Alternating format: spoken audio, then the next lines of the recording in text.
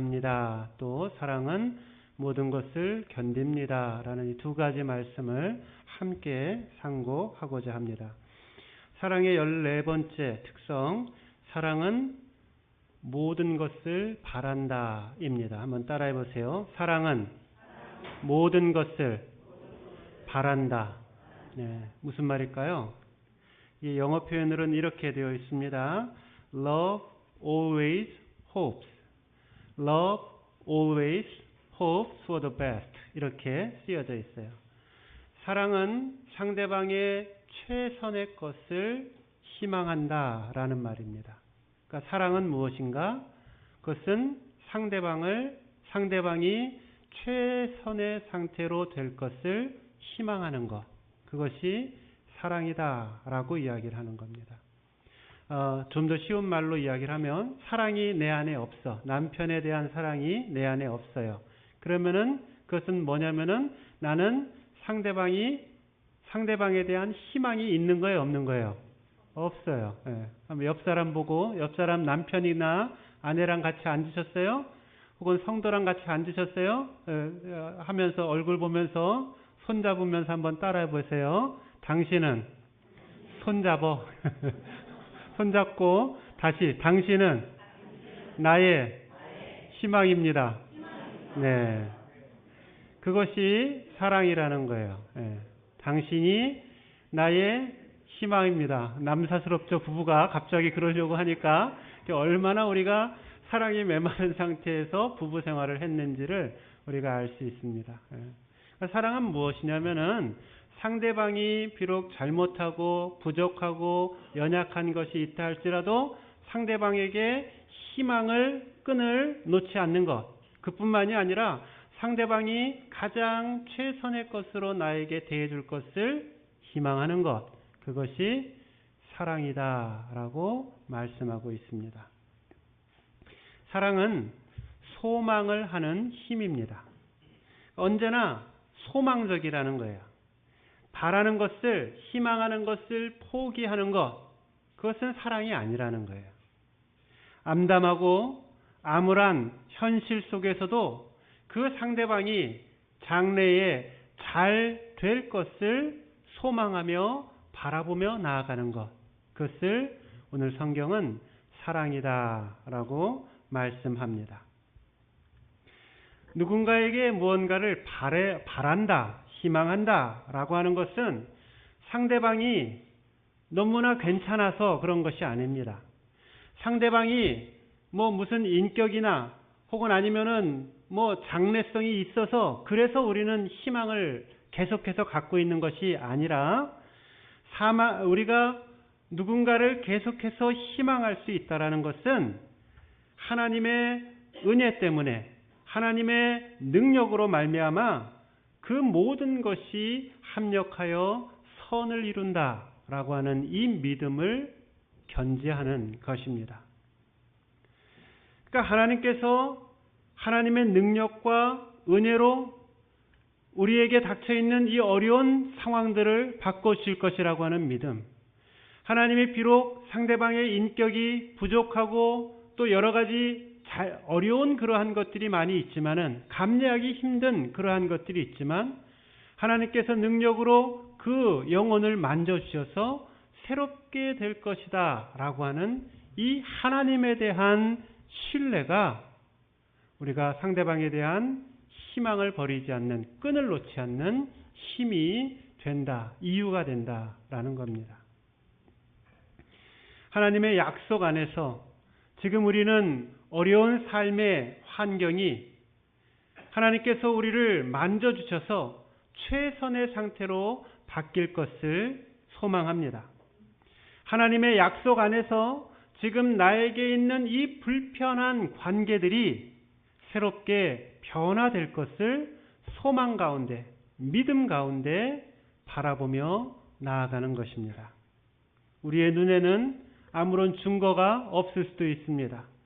우리의 귀에는 아무런 소리 들리지 않을 수도 있습니다.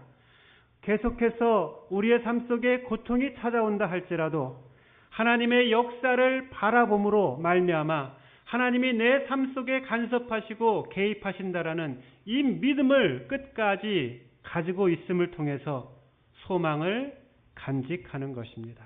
끝까지 희망을 품으며 나아가는 것입니다.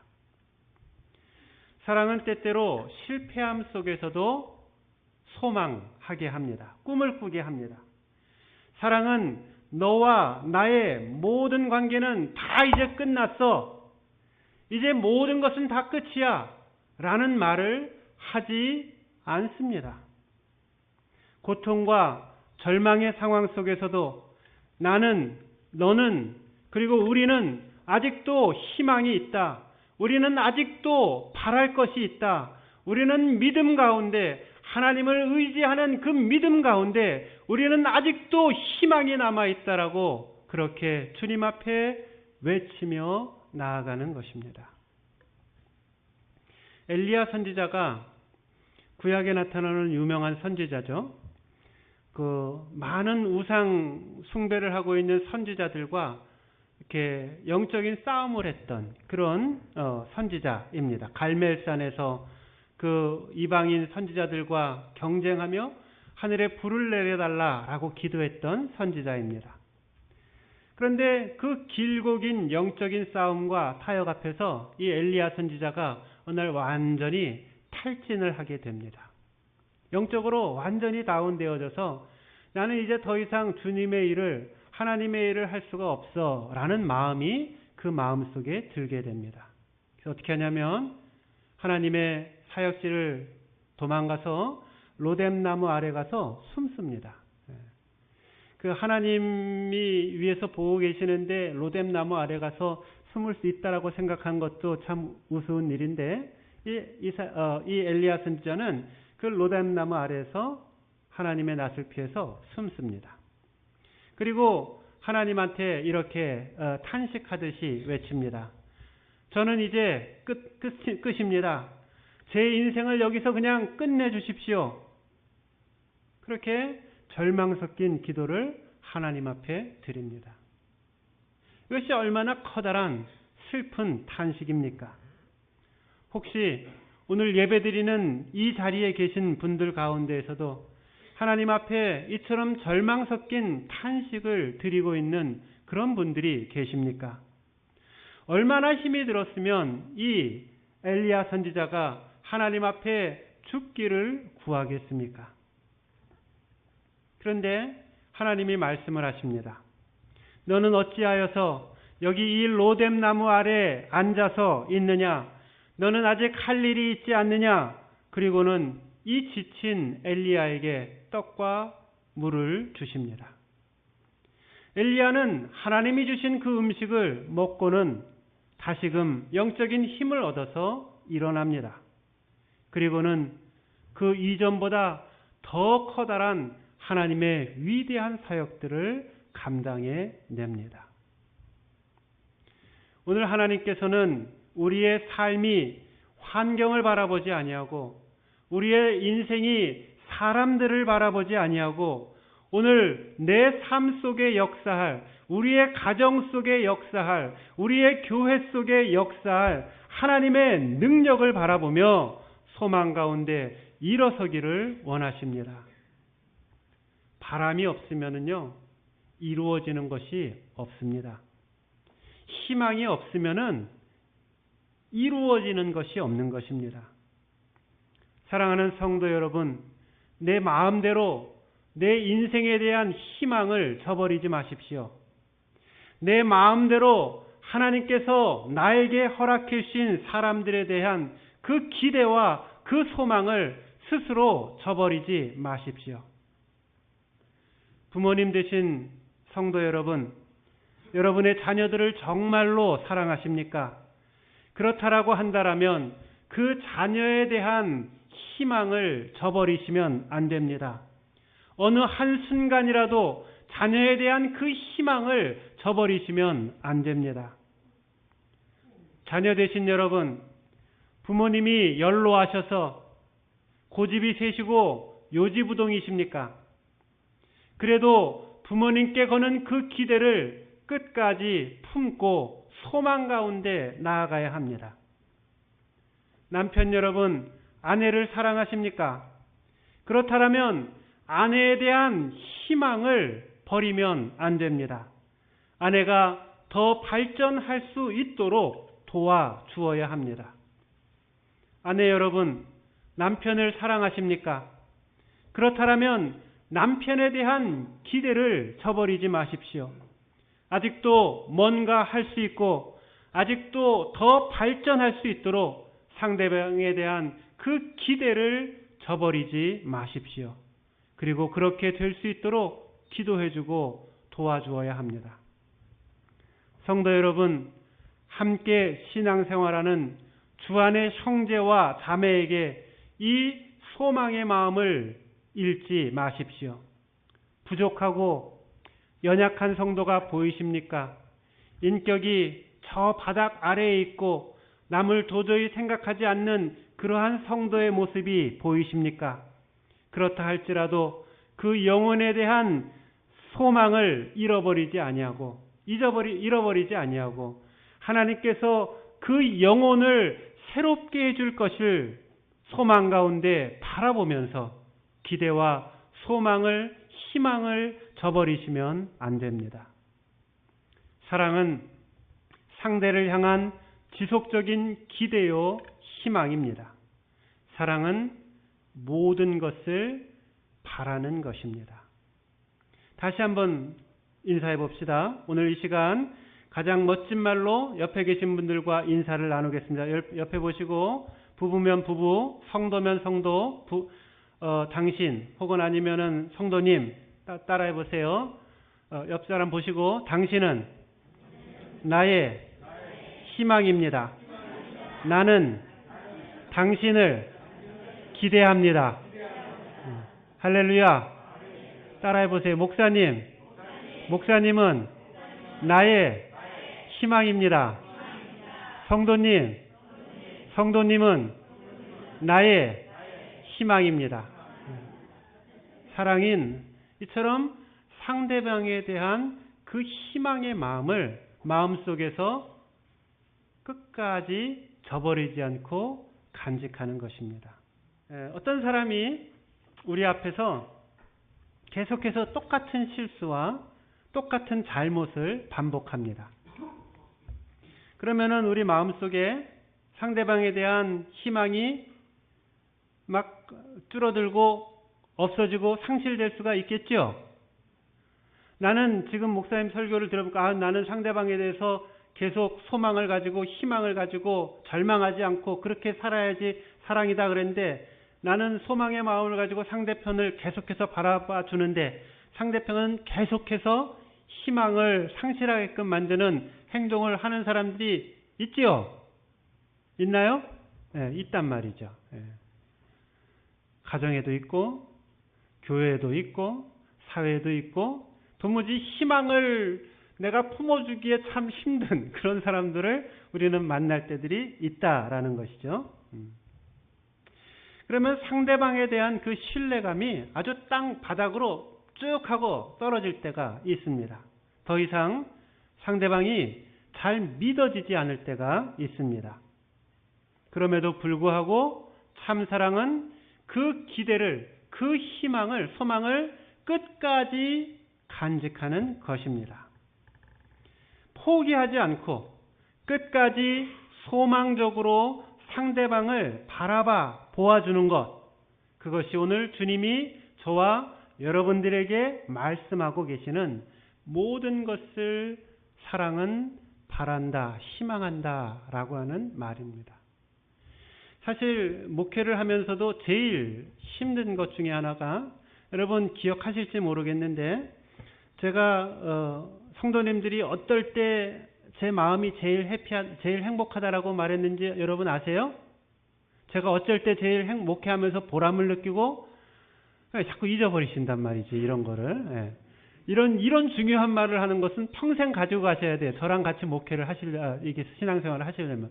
목사님은 언제 제일 기쁜가? 예. 여러분 제가 언제 제일 기쁠 것 같아요?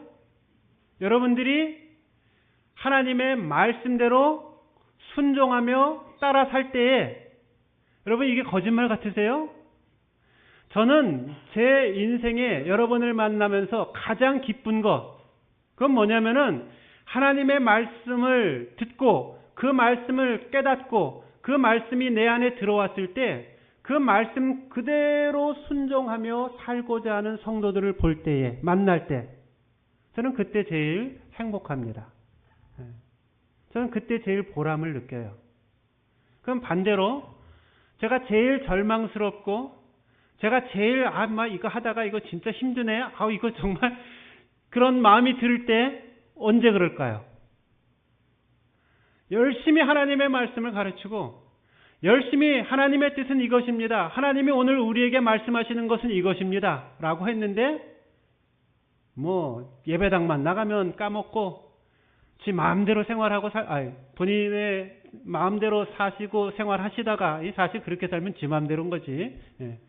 생활하고 살다가 다시 주일날 와가지고서 또 하나님 말씀이 뭐가 있나 앉아 있으면 제 속은 천불이 나는 거예요. 그거를 한 번, 두 번 보면은 괜찮고 한 50번, 1년, 100번, 한 2년 이렇게 보는 것까지 내 참아주는데 200번, 300번, 500번, 1000번 그렇게 하면서도 똑같이 같은 신앙생활 반복하고 하나님의 말씀은 저 밑에 발끝의 때처럼 그렇게 여기면서 사는 사람들을 볼 때에 여전히 신앙은 갖고 있다 그러는데 자기 멋대로 산단 말이죠. 하나님의 말씀은 저기 멀리 있고 자기 그냥 살던 대로 그냥 사는 모습을 보면서 그러면은 목회자 입장에서 어떤 생각이 들까요? 이거를 계속 해야 되나 말아야 되나? 정말 참 벽에다가 대고 저기 죽어 썩어 있는 고목나무에다 대고 내가 목회하는 것 같구나. 이런 마음이 든다라는 것이죠. 그런데 오늘 성경은 뭐라고 얘기를 하냐면 사랑은 그 모든 것을 희망하는 거예요. 포기하지 않는 거예요.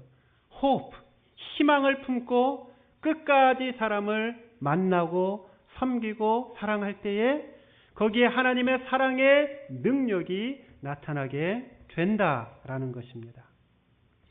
예수님이 제자들을 만날 때 이 소망의 마음을 끝까지 품고 만나 주셨습니다. 지난주에도 말씀드렸죠. 제자들 그렇게 대단한 사람들이 아니었어요. 예수님과 매일같이 동고동락 밥 먹고 잠자고 기적 보고 말씀 듣고 그랬는데 그 사는 모습은 개차반 냅차반이었단 말이에요. 별로 그렇게 바람직하고 또 모범적인 그런 삶을 살지 못했어요. 근데 예수님은 그들에 대한 그 제자들에 대한 소망을 끝까지 간직하고 버리지를 않았습니다. 그 결과 예수님의 그 많은 제자들은 죽음의 순간에 예수님이 천국에 올라가시고 하늘나라에 올라가시고 제자들에게 그 처음 교회의 사명이 맡겨졌을 때 그들은 끝까지 이 예수님의 기대를 저버리지 아니하고 성령님을 통하여 새 사람 되어 변화된 삶을 살아갑니다. 베드로는 주님을 위해 십자가에 거꾸로 달려 돌아가실 때까지 그렇게 순교하며 순종하며 살았습니다. 예수님 돌아가시기 전날까지 예수님 좌우편에 우리를 좀 앉혀주세요 라고 말했던 야고보는 예수님을 위해서 참수형을 당하며 그 인생을 마감했습니다. 예수님을 믿는 사람을 잡으러 다니던 사도 바울은 예수님을 위해서 목베임을 당하며 끝까지 복음을 전했습니다. 이처럼 참 사랑의 모습을 가지고 상대방에 대한 기대를 저버리지 않고 끝까지 믿음 가운데 나아갈 때 하나님의 사랑의 역사, 하나님의 변화의 역사는 비로소 시작이 되는 것입니다. 당신은 나의 희망입니다. 당신은 나의 소망입니다. 이 마음을 간직하고 부부의 관계를 새롭게 할 때에 그 부부는 주 안에서 새 힘을 얻게 될 것이고 성도님, 장로님, 목사님, 권사님, 당신은 나의 희망입니다 라고 이야기를 하며 서로에 대한 희망을 끝까지 품고 나아갈 때 그 교회는 하나님의 은혜와 능력을 경험하게 되는 것입니다. 바라기는 오늘 우리의 삶 속에 이 모든 것을 끝까지 희망하는, 끝까지 바라는 이 사랑의 성품이 흘러나서 다른 사람들을 미리 재단하고 다른 사람들을 비판하고 평가하고 안 된다라고 말하고 부정적으로 말하는 그러한 인생이 아니라 하나님이 장차 빚어줄 그 놀라운 믿음의 모습을 바라보고 섬기며 사랑하고 기도하고 용납하는 귀한 사랑이, 모든 것을 바라는 사랑이 우리의 가정 속에, 우리의 교회 속에, 우리의 일터 속에 아름답게 넘쳐나기를 주님의 이름으로 축원드립니다. 15번째 마지막입니다. 사랑의 속성 마지막이에요. 사랑은 모든 것을 견딘다라고 말씀합니다. 한번 따라해 보세요. 사랑은 모든 것을 견딘다. 사랑의 중요한 또 마지막 특징은 무엇이냐면은 참 사랑은 끝까지 견디어 내는 것이다 라고 말씀합니다. Love endures all things. 사랑은 모든 것을 견디어 내는 것입니다. 여기 견딘다, 사랑은 모든 것을 견딘다, 휘포메네이라고 하는 말인데요. 이 말은 군인 용어입니다. 군대에서 사용하는 용어입니다. 모든 적의 공격을 견디어내는 힘, 그거를 휘포메네이라고 이야기를 하고 견딘다라고 이야기를 합니다.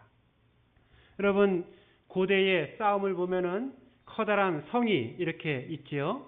그 안에서 외부 사람과 공격을 맞아서 성벽을 높게 쌓고 그 안에서 식량과 물을 준비한 다음에 외부에서 공격해오는 것을 끝까지 참고 견디어낸단 말이에요. 때로는 양식이 떨어질 수가 있고, 때로는 물이 떨어질 수도 있고, 옆에서 사람들이 죽어나갈 수도 있습니다. 또 밤중에 공격해오지 않을까 하는 심각한 두려움으로 그 마음이 괴로울 때도 있습니다.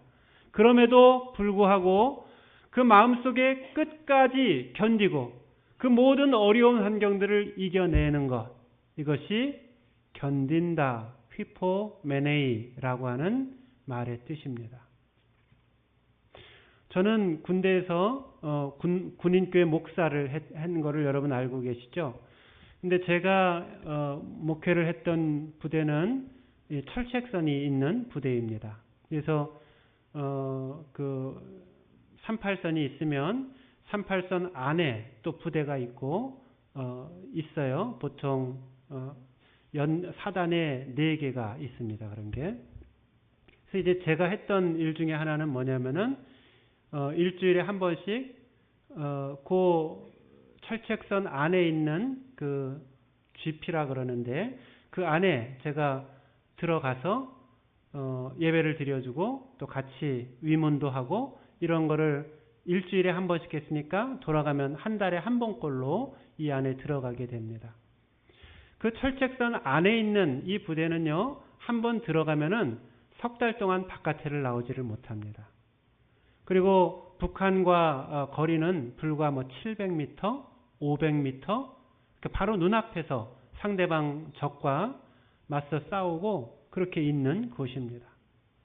요즘이야 평화무대가 있고 또 좋아졌지만은 이게 남북 간의 정세가 좋지 않고 또 서로 공격성이 드러날 때에는 그 안에서 생활하고 있는 사람은 언제 누가 자신의 목을 따고 혹은 공격해 올지 모른다라는 그 강한 두려움 속에서 그곳에서 석 달 동안의 시간을 보내게 됩니다. 바깥으로 나오지도 못해요.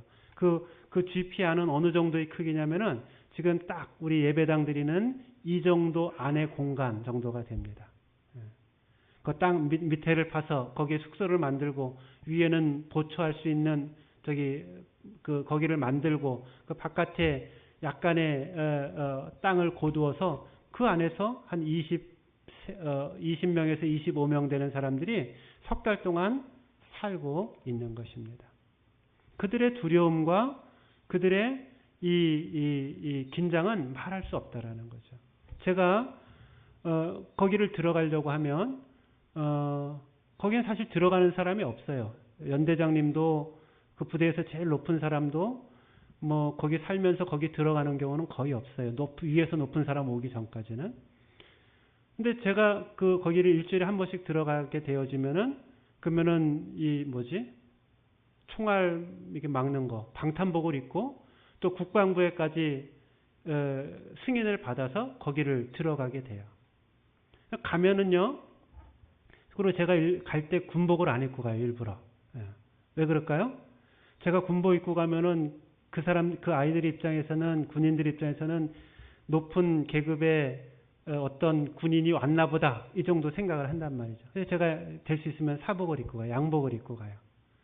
그러면 가면 아이들이 아니고요. 청년들이, 군인들이 정말 우리 유년주일학교 어제 3일 동안 했는데 아이들이 선물 줄 때 눈이 초롱초롱해지고 막 마음이 너무 기분 좋아서 어쩔 줄 모르는 심정으로 선생님이나 목사님들 손길을 기다리고 있는 것처럼 그 아이들이 저를 그렇게 맞이해요. 그러면서 자신들의 마음속에 있는 그 두려움과 그 아픔들을 조금이나마 이렇게 해소해가는 그런 모습들을 보게 됩니다. 오늘 이 휘포메네이라는 이 말씀은 우리의 인생을 둘러싸고 있는 그 수많은 두려움과 고통과 아까 살펴보았던 희망이 조금도 보이지 않을 것 같은 그러한 삶의 환경 속에서도 끝까지 견디어내는 힘, 능력을 말하고 있는 것입니다. 오늘 사랑은 모든 것을 견딘다라고 하는 이 말은 사랑의 절정이고 사랑의 극치입니다. 너에 대한 나의 신뢰가 땅바닥 밑에까지 다 떨어졌어요. 그래도 사랑은 내가 너에 대한 모든 것을 희망하면서 끝까지 견디겠다라고 하는 믿음의 결단이라는 것이죠. 사랑은 그냥 솜사탕처럼 하기만 하다라면 우리가 견딜 게 뭐가 있겠습니까? 달콤하고 좋기만 하는데. 그러나 참 사랑에는 고난도 있고 비판도 있고 괴로움도 있습니다. 그러나 사랑은 이 모든 것들을 끝까지 견디어내는 힘입니다. 제가 어렸을 때가 아니라 부부 생활 초에 목사님 가정도 부부싸움을 해요. 저도 어렸을 때 제 아내랑 저랑 살아온 가치관이 다르고 삶의 이 습관들이 다르고 생각하는 것들이 다르니까 초창기에 많이 싸웠어요. 그러면 이제 막 싸우다 보면은 이게 어디까지 얘기를 해야 되나? 싸우다 보면 이제 어떤 얘기를 하냐면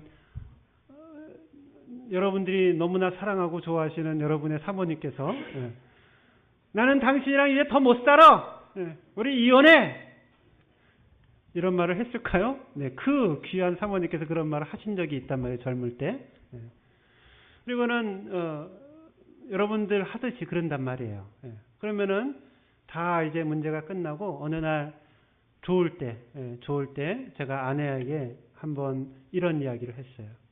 자, 우리가 의견도 다르고 서로 싸우고 나한테 실망할 때도 있는데 우리가 몇 가지 싸움의 우리 원칙을 좀 정하자. 이렇게 얘기를 했어요. 그러면서 우리가 절대로 하지 않아야 될 말 몇 가지가 있다. 내 생각에는 그 중에 하나는 좀 화가 나고 기분 나쁘다고 하더라도 우리 그만 살아요. 이혼해요. 이런 말은 하지 말자. 아내가 동의를 했어요. 그래서 그게 아마 제 아내가 한 20대 후반쯤 되고 제가 한 30대 초반쯤 됐는데 그 이후로는 제 아내나 저는 그런 말을 한 적이 없고 워낙 훌륭하신 분이시니까 제 아내는 그 이후로 그런 말을 한 번도 한 적이 없어요. 좀 그렇다고 우리가 안 싸웠느냐? 아니 초창기에는 많이 결혼하고 나서 한 7년 동안 엄청나게 싸웠어요. 왜냐하면 제가 이렇게 아주 규칙주의자이기 때문에 뭐 안 되는 건 안 돼요. 저는. 그거는 누가 됐든 그게 아니라고 제가 말씀에 비추고 또 제가 가지고 있는 신앙관에 비춰서 아닌 것은 저는 끝까지 아니기 때문에 그 이제 초창기에 맞추느라고 힘들었다는 거죠. 근데 그럼에도 불구하고 우리가 상대방에 대한 희망을 버리고 견디지 못하고 우리 끝내 라고 말하는 것은 그것은 결혼한 사람으로서 할 수 있는 말이 아니다라는 것입니다. 왜? 사랑은 모든 것을 견디어내는 힘이기 때문입니다. 언젠가 기독교 방송에서 들려준 사연 이야기입니다. 사업을 하다가 망한 남편에게 한 아내가 쓴 편지입니다. 한번 들어보세요. 견디게 하는 사랑의 힘에 대한 내용입니다. 아내가 쓴 거예요. 사랑하는 당신, 요즘 당신을 보면서 마음이 아파요. 우리 공장이 문을 닫아서가 아니랍니다. 제가 아픈 것은 당신이 한숨 쉬는 모습을 보는 것이랍니다. 어깨를 쭉 늘어뜨린 당신, 자신감을 잃어가는 당신의 모습을 보는 것이 아파요. 제 앞에서는 괜시리 미안해하는 듯한 당신을 보는 것이 아파요. 가끔씩 창밖을 멍하니 바라보는 당신을 보면서 눈물을 감추려고 많이 힘들었어요. 그러나 사랑하는 당신 너무 힘들어하지 마세요. 당신 생각나요? 몇 년 전에 우리 공장에 불을 났을 때 거의 타버린 공장에서 소방서 아저씨들이 뿌린 물로 무릎까지 가득 찬 그곳에서 비닐봉지에 담겨져서 떠다니던 남아있는 물건들을 주우면서 그래도 우리는 건진 것이 있네 하며 아이처럼 웃음을 잃지 않았던 당신을, 위암 수술을 하고서도 별것 아니라고 큰소리쳤던 당신인 것 아세요? 이제도 그런 힘이 있잖아요. 당신은 아직 젊잖아요. 사랑해요. 당신을 처음 보았을 때나 지금이나 당신은 나의 하나뿐인 사랑입니다. 내게는 오직 한 사람 당신입니다. 힘내세요. 사랑해요, 여보. 그 편지를 읽던 진행자도 울먹이며 읽습니다. 그리고 나서는 남편과 전화로 3자 연결을 합니다. 그 편지를 들은 남편이 한참 만에 아내에게 이렇게 전화상으로 이야기를 합니다. 들어보세요. 미안해 여보. 내가 당신 고생만 시켰어. 왜 나는 하는 일마다 이 모양이지. 그래 나 힘들어 다시 일어설 수 있을까 싶어. 사실 자신이 없어. 뭔가 할 수 있을 것 같은 생각이 들지 않아. 근데 날 더욱 힘들게 하는 것은 나 때문에 당신이 힘든 일을 하고 있다는 거야. 나 하나 힘들면 그만인데 당신까지 힘들게 하는 것이 나를 너무 힘들게 해. 당신한테 몹쓸 짓 한 것 같아서 미안해. 그래 하지만 오늘 당신 편지 이야기를 듣고서 힘얻었어. 그래 예전에도 쓰러졌다가 일어섰지. 공장이 문 닫았다고 끝도 아닌데 뭐. 당신 조금만 기다려줘. 나 다시 시작해볼게. 힘내볼게. 사랑해 여보.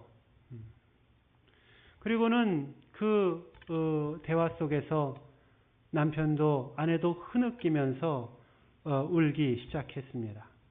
그리고 진행하는 그 진행자 역시도 그 마음속에 그 뭉클함과 또 연민의 마음을 가지고 함께 흐느껴 울었습니다. 아마 그 방송을 듣고 있던 많은 사람들도 그 동일한 그 흐느낌의 마음이, 울음의 마음이 그 안에 있었을 것입니다. 우리는 이 부부의 모습 속에서 사랑은 모든 것을 견딘다라고 하는 이 진리를 보게 됩니다. 인생의 어려움이 이 인내하는 사랑의 고백으로 놀랍게 승화되어지는 사랑의 모습입니다. 사랑하는 성도 여러분, 오늘 내 인생이 힘든 시간을 보낼 수 있습니다. 또 오늘 우리의 관계가 힘들고 어렵게 느껴질 때가 있습니다. 그런데 우리가 이때 꼭 발견해야 할 인생의 지혜가 있습니다. 그것은 바로 이 어려울 때가 바로 사랑할 때라는 것입니다. 어려울 때가 사랑을 포기할 때가 아니라 이 어렵고 이 고통스럽고 이 절망스러운 지금의 이 시간이 바로 사랑해야 할 때라는 것입니다. 그럼 이걸 잊어버리지 마세요. 어려울 때 I'm done. 나 이제 모든 게 끝났어. 손을 털 때가 아니라 이 어려울 때가 이제 비로소 사랑을 시작할 때입니다. 부부간에도 사랑하기 때문에 이 사랑을 지키기 위해서 힘들고 어려운 때를 견디어 내어야 합니다. 연애할 때보다 결혼하고 나면 참아야 할 일이, 견뎌야 할 일이 얼마나 많아집니까? 연애할 때는 1이면 결혼하고 나면 참아야 할 일이 한 100은 될걸요? 가족 간에도 견디어야 할 일이 참 많습니다. 교회를 여러분들이 진정 사랑한다라면 하나님의 마음에 합한 교회가 되기 위해서 믿음 안에서 신앙 안에서 견디어내고 참고 인내해 나아가야 합니다. 우리 교회는 이게 뭐가 없어. 우리 교회는 이게 부족해. 우리 교회는 뭐가 안 돼. 여러분 정말 부족한 게 뭔지 아십니까? 그렇게 말하고 있는 그 내 말과 내 생각 안에 사랑이 없다라는 것이, 그것이 교회의 문제인 것입니다. 여러분 생각해 보세요. 우리 교회는 사랑동산교회입니다. 저는 지난 6년 동안 6년 다 가까이 가도록 우리 사랑합시다를 설교했어요. 이번 1년 동안 내내 여러분 참된 믿음은 사랑입니다. 그 얘기 여지껏 매주 들었어요. 근데도 내 안에 사랑이 없어요. 그래도 내 안에 주님 주신 그 사랑이 충만히 흘러나지를 못하고 모든 것을 부정적으로 보고 비판적으로 보고 사람들을 영혼을 진정 사랑하는 마음으로 품지 못하고 교회를 진정 사랑하는 마음으로 헌신하지 못하고 있다라면 그건 내가 가지고 있는 그 신앙이 굉장히 이상한 신앙이 아닌가요? 오늘 하나님 앞에 사랑을 다시 구하며 나아가기를 원합니다. 주님, 내 안에 사랑을 회복시켜 주옵소서.